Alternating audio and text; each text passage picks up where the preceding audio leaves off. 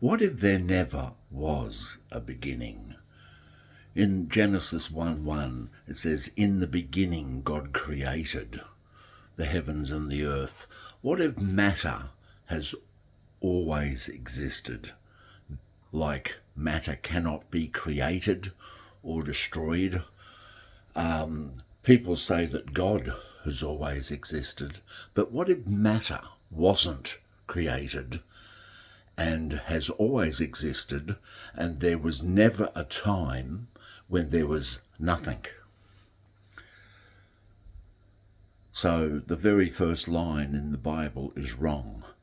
In the beginning God created. No, matter has always existed, I believe, and there never was a time there was nothing. And Christians say that God just created Adam out of nothing, out of the dust of the earth, and people say God was never created, he always existed.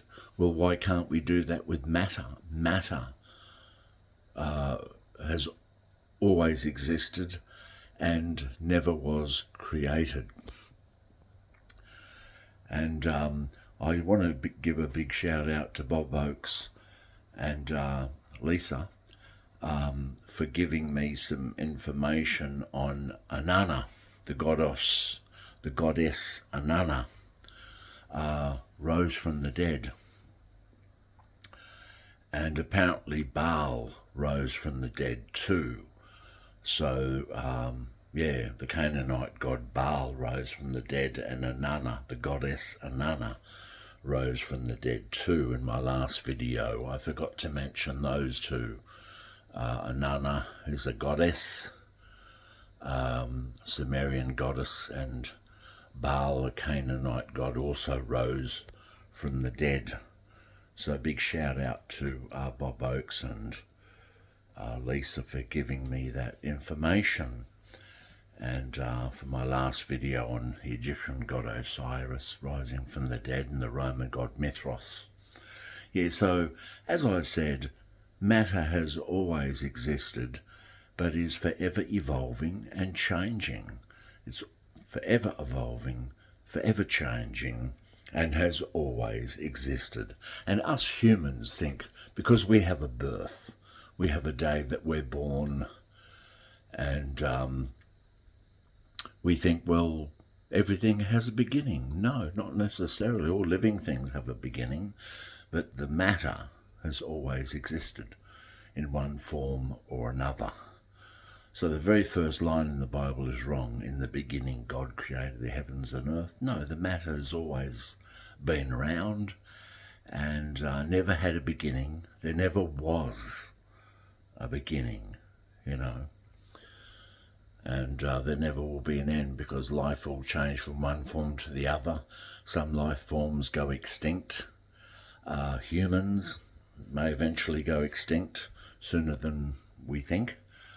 And not to be anxious about death.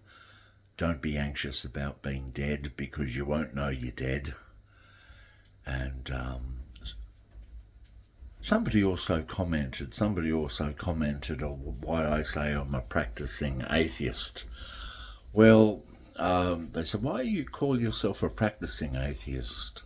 You don't practice atheism. Well, I kind of do. I just live my life to the full and try to be a good person, and just realise that this is the one life I get. When I die, I'm not going to be so... Oh, the cat wants to come in. Yeah, that's just the cat. Yeah, when I die, I won't know I'm dead. We'll be dead forever. And that's a pretty scary prospect for a lot of people, that they are going to be dead for the rest of eternity. As a Jehovah's Witness, that was the ultimate punishment, being extinct forever. Never living again, never being brought back to life again. Well, it does sound very depressing, But is that the reality? Is that the fact that humans just cannot accept, and that's why we invent religion? Because that is a horrible thing to think about, but only for the living. Don't forget you were dead for billions upon billions upon billions upon billions of centuries. You were dead for billions upon billions of centuries, and you never suffered the slightest inconvenience from it. So you won't know you're dead, just like you were dead when the dinosaurs walked the earth and you weren't aware of it, you know. And yeah, that's basically all I wanted to say. And the ultimate punishment for Jehovah's Witnesses who leave is eternal death. Well, maybe we all get eternal death, but eternal death is okay. And to me, the fact that I tell people, you know, the best thing about life? What's the best thing about life? The best thing about life is it doesn't go on forever. Because if life went on forever, it would be unbearable. The fact that my life's going to come to an end, I'm going to be 63 soon, is comforting to me, because I know, don't get uptight, I'm going to be dead in 100 years. We'll all be dead in 100 years, and you won't know it. Just like 100 years before you were born, you had no troubles.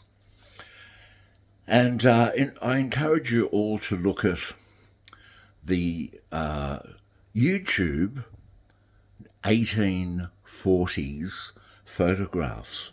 Why I say the 1840s? Why not the 1830s or the 1850s?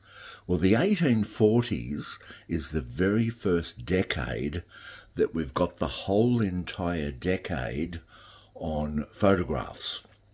I was looking at 1840s photos the other day and thinking, wow, back in the 1840s, which is about 180 years ago, people were smiling. Quite surprised how many people smiled. And I thought, well, the 180 years ago, we were all dead. And the people in the 1840s were living, and we were dead, yeah, in the 1840s. Now the people who lived in the 1840s are dead, and we're living, and 180 years from now will be the 2200s, the 23rd century. And in the 23rd century, we'll all be dead, and people will be looking at our photos of the 2020s and thinking, wow, they're all dead, all those people. And as we look at 1840s photos, so YouTube 1840s photos, and when you look at those photos, think you were dead. Can you tell me about the 1840s? What was the biggest song of the 1840s? What was the biggest play of the 1840s? What was the best hairstyle in the 1840s? What did women wear in the 1840s, or men? Because we were dead then, like we were dead in the 1740s and the 1640s. And we will all be dead in the 2140s. 120 years from now, we'll all be dead, but we won't know it. We won't know it. You don't get to experience death. You will get to experience dying and living, but the dead don't experience anything. And even in the Bible book of Ecclesiastes 9:5, it says the living are conscious that they will die, but as for the dead, they're conscious of nothing at all. So as the title of my video says, what if there was never a beginning? And the first line in the Bible is wrong. In the beginning, there never was a beginning. There never was a time when there was nothing. Things have always existed. They weren't created. They have always been. Just like people believe that God's always existed. God was invented in the imaginations of ancient people and still lives in the imaginations of people today. But I don't want to put religion down. If religion gives you comfort and gives you a hope. And I hope maybe there is something nice. I'm not 100% atheist. I'm 95% atheist, and I'm 5% agnostic. And like most of you Christians out there, you don't believe in the Quran or the Bhagavad Gita or the Tibetan Book of the Dead or the Hindu Vedas. So, and a lot of you Christians out there don't believe that Jehovah's Witnesses are correct, or the Mormons aren't correct, or the Catholics aren't correct. You fight amongst yourselves on who has the right version of Christianity. Just like the Muslims, you got the Sunni Muslims, the Sufi Muslims, the Shiite Muslims, ISIS, the Taliban Muslims. They all say they're the right one and all the others are wrong.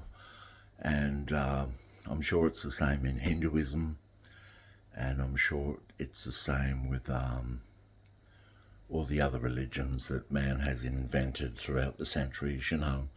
And that's all I wanted to say. Thank you for listening to my video, and thank you very much. Bye then.